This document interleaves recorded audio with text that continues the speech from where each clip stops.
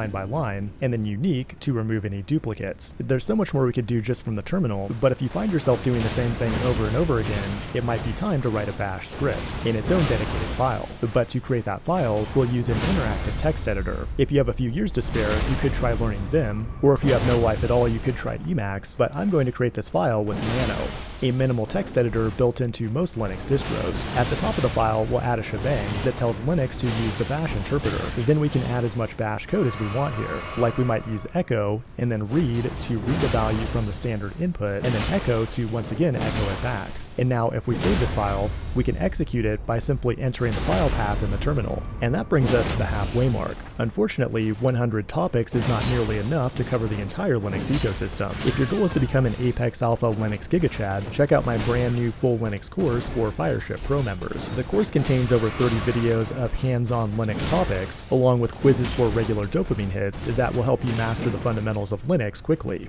But most importantly, it will teach you how to spin up your own virtual private server to self-host your own applications. But one major drawback of using Linux is that it might trigger an existential crisis, and you might ask yourself, who am I? When you enter that command, it's going to return your Linux username. In addition, every user has a unique UID that can be viewed with the ID command. My ID is 1000, but there is one special user with a UID of 0 called root, aka admin, super user, or daddy.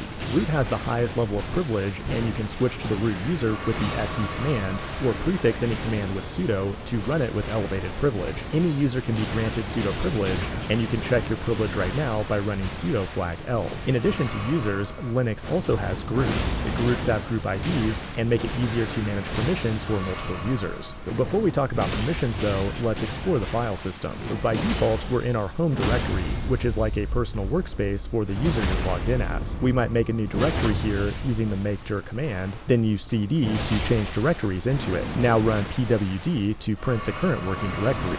But now let's venture outside of our home into the root of the file system by running cd/. If you hit ls here, you'll find a bunch of critical directories that you need to know about. Like boot contains the Linux kernel itself, dev contains external devices like hard drives, etc.